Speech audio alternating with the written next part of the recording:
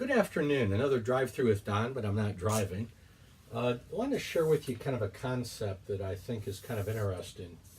And I find a lot of times we get asked to set goals with organizations, and when we set the goals, there's this tendency to go to one of two extremes. And I think back to the 1950s when you used to watch rocket ships shooting up. And as you watch the rocket ships shoot up, they go and they'd start to spin around and blow up.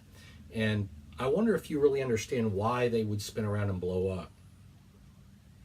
Bottom line, it was because the fuel burned unevenly. What happened is that when the fuel shot out of the rocket, it would push out one side and it would begin to spin it around. So until they were able to get the fuel to burn evenly, they basically did not put astronauts in the rocket ships. But once they got it to burn evenly, they did it.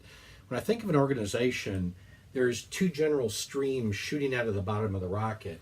One is hard dollars, numbers, very, very physical things that make a difference to running an organization that you've got to have. Cash flow profit is fuel to an organization, you've got to have it. Problem is, if you just focus on that, you end up burning people out, they quit, you lose them. Worse yet, they may be there but not be engaged and not be pushing. So the other side of the goals, the other part of the propellant needs to be basically love, care, motivation, excitement, passion. Because without that, you don't have something that's sustainable.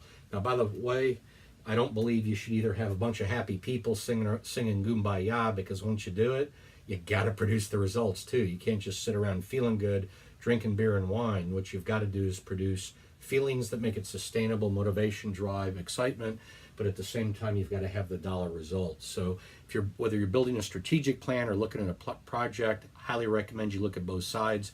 Do you have evenly burning rocket fuel on both sides? Thank you very much for your time.